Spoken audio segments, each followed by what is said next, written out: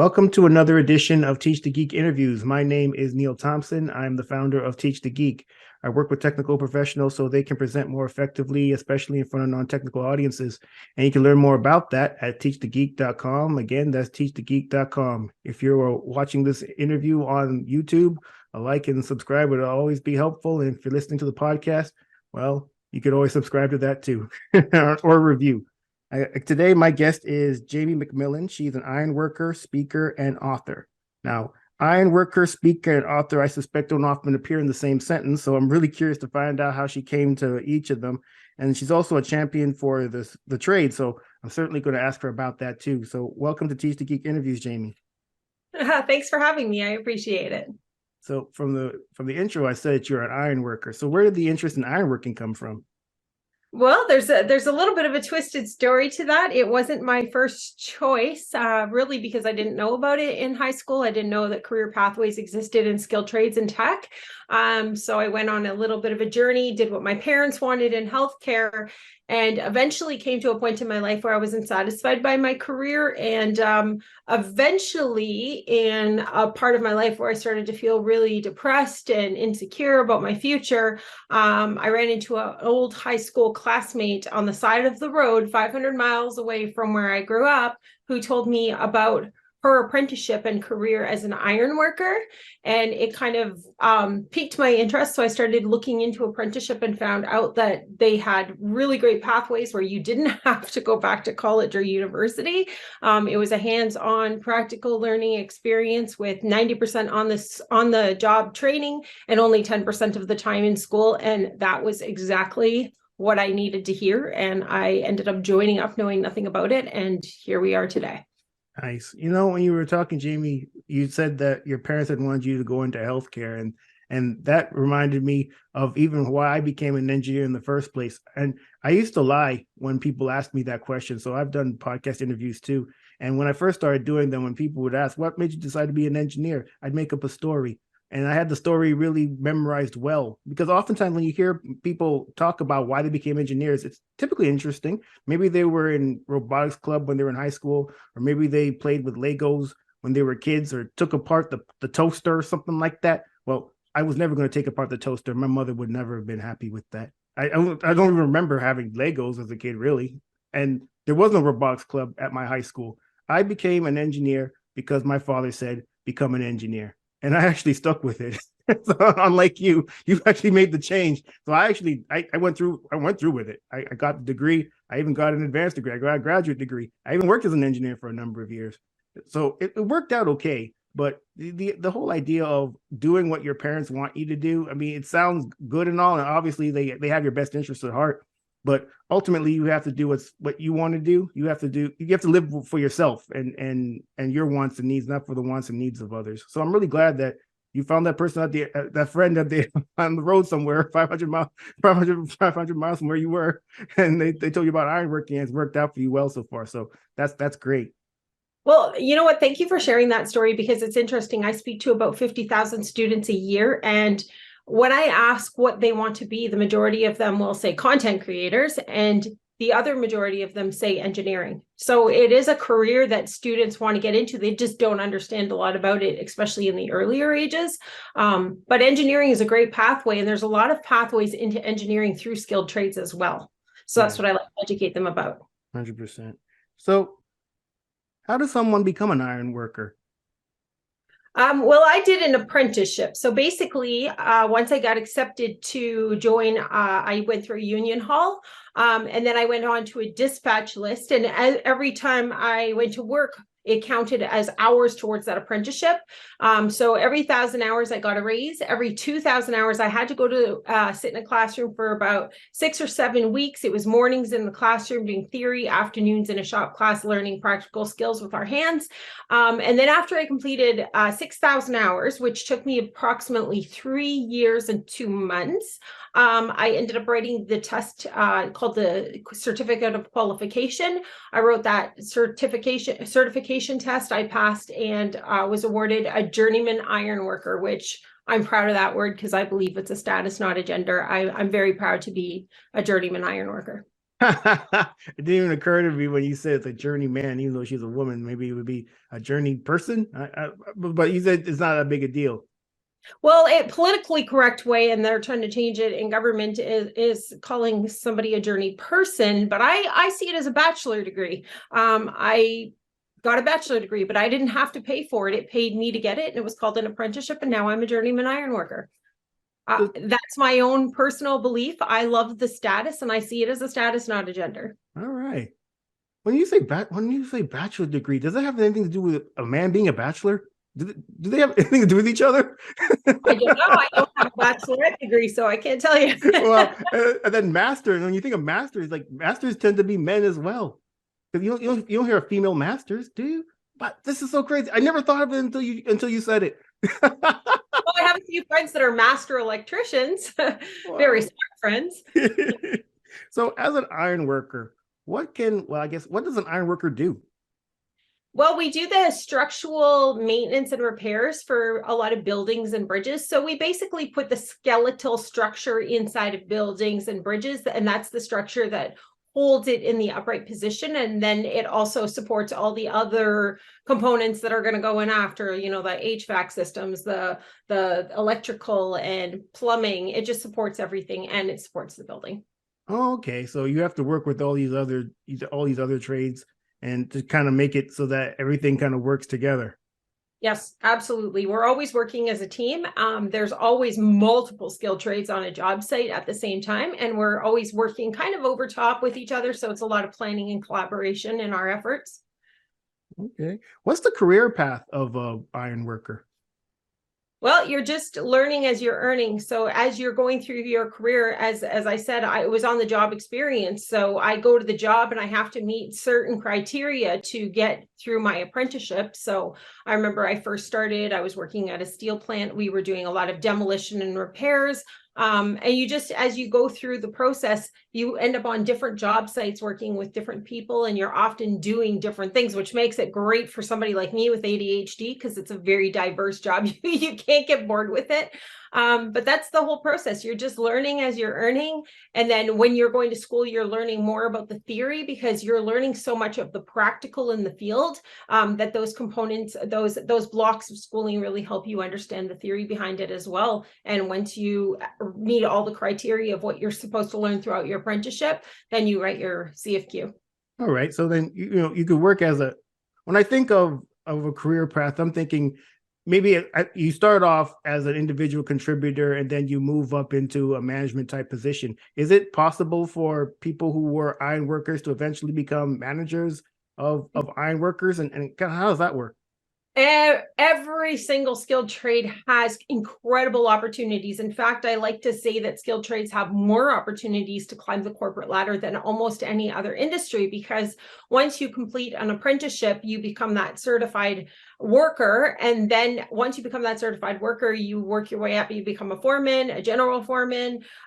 You can become a superintendent, a project manager. And then there's a lot of people that will be in the industry, and whether they're working steady for a company or they're working through a union, we also have trade improvement plans where a lot of times they will go back to school to become maybe an estimator or a project planner, or own their own company. There's so many opportunities to expand your training and knowledge within the industry that the sky is definitely the limit. Like, there's no limit to how far you can go.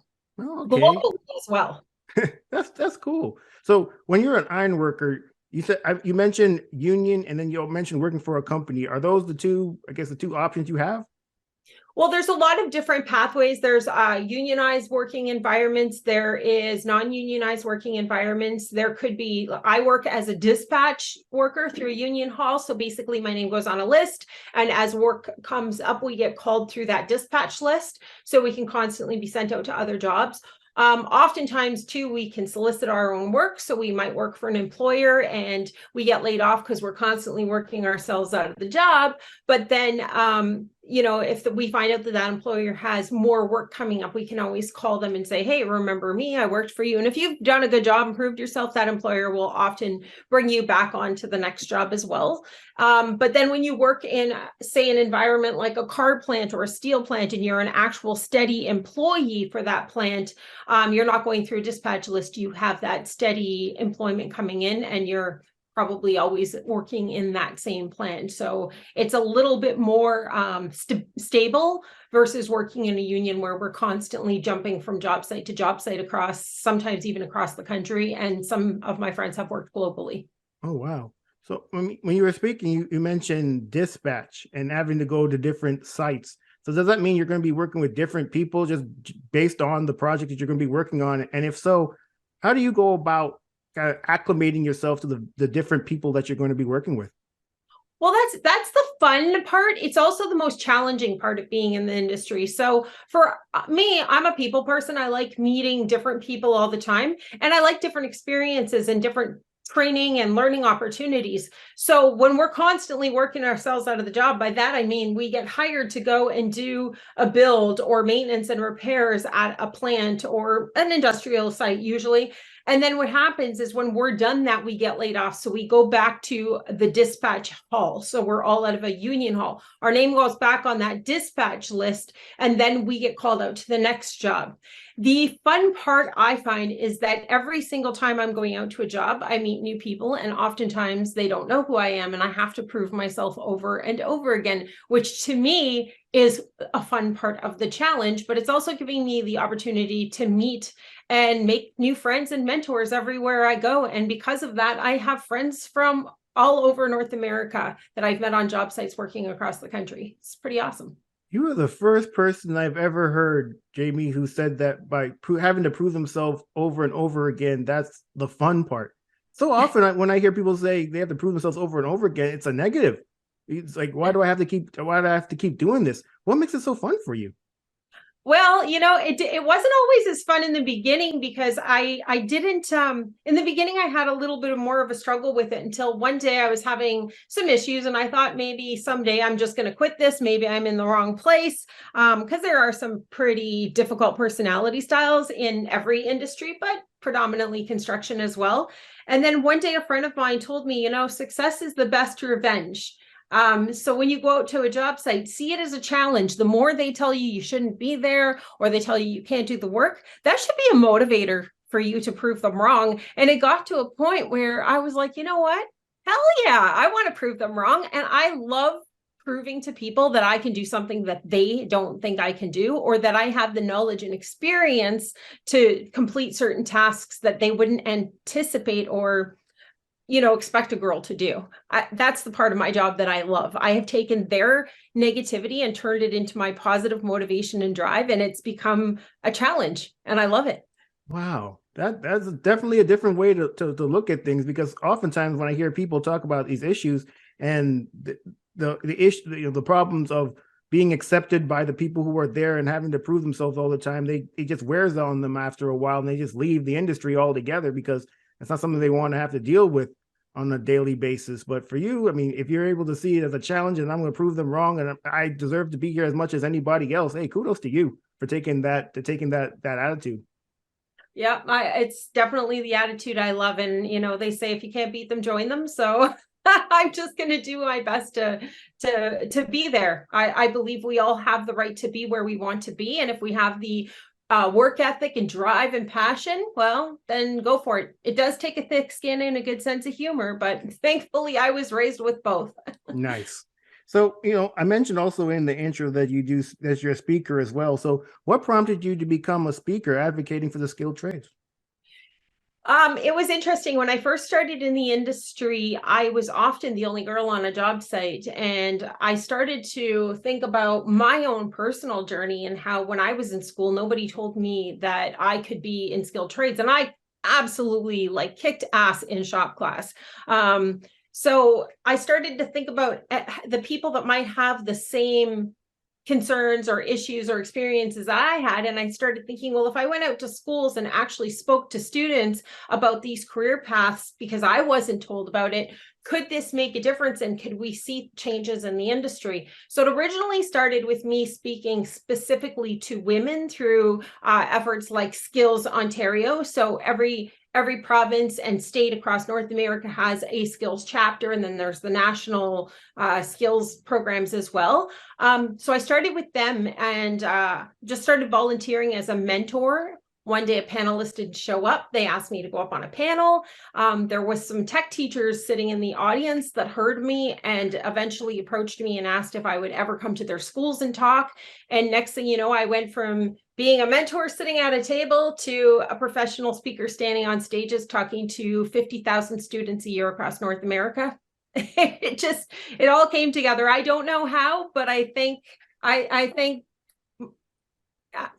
God and my everything every day, because this turned out to be such a great epic experience and opportunity for me to make strides to change the face and the attitude and everything else in this industry. When it comes to speaking in front of people, is that something you've always been good at? And if not, what'd you do to get better at it? Interestingly, when I was a kid, my dad always said that I had been awarded with the gift of gab. So I've always been a talker. ADHD helps with that too. I never stop talking, but the way I ended up becoming a professional speaker, and I will tell you, the first time I got on that stage as a panelist, my knees were shaking and my heart was pounding, and I don't remember anything I said. But as I got more comfortable being on stages, I would honestly ask the youth. So if you're presenting to youth, the best way to learn how to talk to youth is to have them critique everything you do and say and how you present. So youth have named my company. They've helped me with the designs of my slides. They've helped me formulate the way I tell my stories in a way that is more impactful for them. Because I mean, as you get older, you start to lose that lingo and language that you use when you're younger, and it's always changing.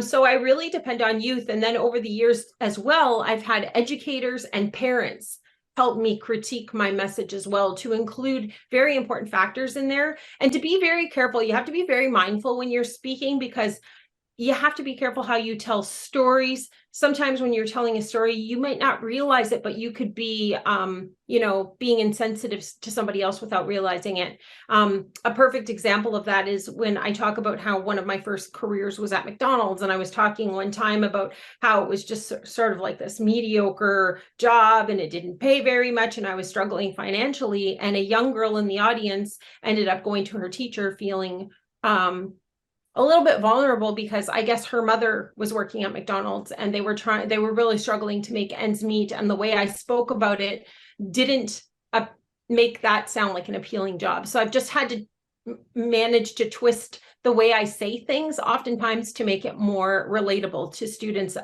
from all different backgrounds. Oh, yeah. I suppose that could be an issue. Yeah, maybe if they paid the people at McDonald's a little more, maybe you could see it would be seen as a great job to have. Although, historically, working at McDonald's wasn't one of those jobs where you really want to have to be there for a long time. I mean, it is one of those jobs when it's kind of like a stepping stone to something else. So hopefully that student's mother was able to find something that's a little more suitable. So when it comes to the presentations that you do you have a process for putting them together? And if so, what is it? Well, I speak from the heart. I believe that I know my story and the message that I want to put out there. I do have a lot of vibrant pictures that I use in my presentations, oftentimes pictures to actually connect me, to show students that I'm not just up on a stage talking, that I'm actually realistically in the skilled trade. So I'll have pictures. I have videos that we've done of me doing different demos on the job site, or, just being on a job site, talking about some of the concerns, issues, or mental health concerns on the job site. But for the most part, I just want to speak from the heart. I never know exactly what I'm going to say from presentation to presentation. I basically draw my energy from my audience. And if I can, I've gotten to a point where I can judge by the audience reactions what's resonating with them, and I can really hone in on different subjects. And I also speak to the demographics that I'm in. If I'm in like a rural community where they don't have a lot of opportunity to expand outside of their they think their community is kind of the center of the universe. They've never been outside of that community. I will always talk to the community and how they can benefit their community and the world by entering the trades, and how they can go about doing that within their communities. I really try to speak to the demographics. Yeah, that certainly makes sense. I think the number one rule of public speaking generally is know your audience. I mean, you mentioned when you were speaking in front of the youth, you would actually ask for feedback from them. What's the best way to speak, for me to speak, to reach you? And I think that's really smart to do, as opposed to, I know what I'm doing, I know my topic really well, I'm going to speak about it the way I want to speak about it, and you're going to listen no matter what. It's like, no, I won't. There's other things I can do. I have a smartphone now. When I was in high school, there was no smartphones. So I was I was either going to just have to, I don't know, just look at my fingers, look at the ground, think about what I'm going to have for lunch, just stare off into space. But no, you got a smartphone now. I could check my emails. I could go play a game on one of those apps. I could do a bunch of things as opposed to listen to you. So you definitely you're competing with a lot of enjoyable and interesting things when you're up on the stage as a speaker. So getting the feedback from the people that you're actually speaking to is smart on your part. Yeah. Well, and also learning how to use very impactful lines that you incorporate into your messaging. Like, if you don't have a student within the first 15 seconds of your presentation, you probably won't have them. So you've got to come out with a really big punch in the beginning. And I have a few big punchlines that I begin my presentation with to get those students engaged. And when I see them on their phones, or if they're talking and being distractive, I have no problem calling them out either. And so when I call somebody out early on in a presentation, the rest of the students are then listening. And it's funny because I also speak about different experiences I've dealt with very vulnerably. And because I do that, it triggers different students in the audience, and they have a relatable story. So I think it's just, knowing your audience and how to talk to them and use those triggering messages to get them back in. And I can't tell you how many times I've had students come up to me at the end of the presentation and say, I've never, ever paid attention in a presentation in my whole life, but I heard every word you said. And it's like, oh, I love this. Yeah, I've never paid attention to any presentation ever, including my teachers. There's a presentation in the gym. Cool. I'm skipping class and going to my friend's house. I really like your idea of calling out people too. It's like, hey, you over there, are you not entertained? Yep.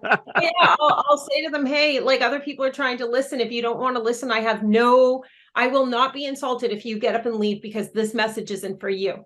And sometimes the teachers will go up and ask them, or do you want to go? And they'll be like, no, I want to listen. And then they listen, and it's pretty neat. Sometimes it's just holding them accountable for their actions.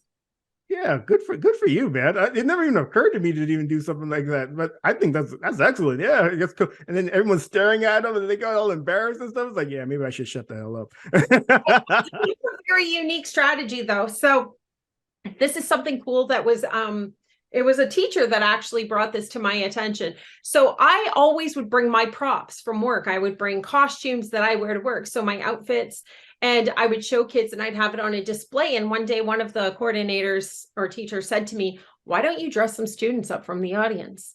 So I started, now when I go to schools, I usually have 4 or 5, sometimes up to 6 outfits that I bring to schools with me, and they're authentic workwear that I wear on the job site. So I bring it to the schools, and I ask in advance that they send usually 6 students down to the gym. I'll say, send me the class clowns and send me some of the underdogs, because I include them in the presentation. And because I'm doing that, it's taking the class clowns out of the audience and putting them on stage where they're on their best behavior. And it's also taking some of those underdog students and giving them, that, I don't want to say voice, but giving them that, that attention or validation that they sometimes seek. And I, make them look like they're my best friends, because really I was the underdog. And I just find ways to incorporate students into the presentation to make everybody feel like this is for everyone. Nice. Well, I recognize that the class clowns probably know that they're class clowns. I'm curious as to whether the underdogs know that they're the underdogs. I wonder if I got called to be one of the people on the stage. That's great. Oh yeah, you got called because you're an underdog. Wait, what? I like those kids that, the ones that are, sometimes in the special education classes and that get picked on and bullied. Those are the ones I want because that's the student I was. Okay, I was gotcha. that kid that struggled. Nice. So when it comes to speaking, do you ever get nervous before a presentation? And if so, what do you do to deal with your nerves? The only time I get nervous before a presentation is when I'm speaking to adults. I have no issue with youth, and the truth is, it's the reason I get nervous when I speak to adults is I always was under the impression like they know more than me. That like they know more than me about so much of the industry, and I would get super nervous. I still do, but I also keep in mind that they don't know my story, and I'm telling them my story. And also, if they ask me questions that I can't answer, I've become very comfortable with saying like, I'm sorry, I can't answer that question. If you would like, I can get in touch with you via email or a phone call later on and find out for you. Nice. I mean, one of the other things I mentioned in the intro is that you're an author. So maybe you could tell us a bit about your author journey. Yeah, so it's a very interesting story. So I when I started doing a lot more of this public speaking and became more professional speaker, lots of times magazines and newspapers would be at different events that I was at, and eventually they started asking me interview questions and everything, and I screwed a few of them up. So I ended up taking media training and learned more about writing, and now I get offered to write a lot of articles for different magazines. But where was I going with this? Because now I forget what you asked me. About your author journey. Oh, yes. So author journey. So I was writing articles for magazines, and then somebody told me, as a professional speaker, it's really smart to have a book, an autobiography or something. So I was talking to my business partner down in LA. She's a stationary operating engineer who's now retired. I was telling her, people keep telling me I got to write this book, and I don't even know if I have the attention span to sit down and write the first chapter. I have a hard time writing an article. And I said, but I work with kids. And she came up with this idea. She said, well, there was this organization years ago that did a coloring book aimed at, young women to get them interested in skilled trades. And this is going back to the 70s.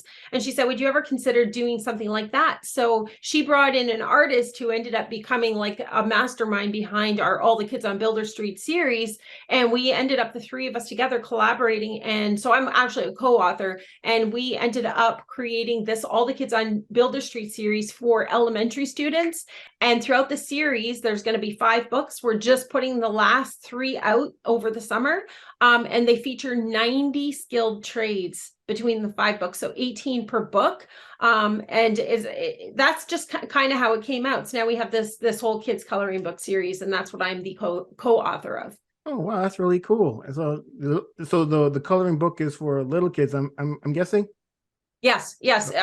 So from pre-kindergarten, we've gone all the way up to grade 5 with the coloring books. I thought it might be juvenile for grade 5s, but they just love it because they're learning all these different skilled trades that they would have never understood prior to these coloring books. Pre-pandemic, I went to an event and they had coloring sheets on the table for the attendees. So the adults were actually taking these pieces of paper and actually coloring them. And I just remember thinking to myself, wow, I guess some things you never outgrow. Some you thought it was juvenile for 5th graders. Hey, you got grown people want to color things. Oh, absolutely. We go to a conference every single year called Women Build Nations. It's this year there was 3,300 people there. It was in Vegas. Over 3,000 tradeswomen from across Canada and the United States and a few other countries globally were there.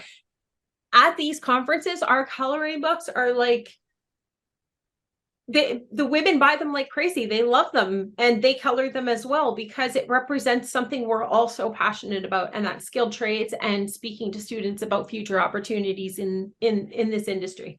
Wonderful. Well, Jamie, this has been a great conversation. Thank you so much for being a guest. How can people get in touch with you? Well, you can find me on LinkedIn. You can go to the kickasscareers.ca website. And as of hopefully this Friday, I will be launching my newest website that speaks more to the corporate audience, and that is madeinthetrade.com. Excellent. Well, everyone, that marks the end of another edition of Teach the Geek interviews. My name is Neil Thompson. I'm the founder of Teach the Geek. I work with technical professionals so they can present more effectively, especially in front of non-technical audiences. And you can learn more about that at teachthegeek.com. Again, that's teachthegeek.com. Until next time, take care and stay safe. Thanks, Jamie. Thank you so much. This was awesome.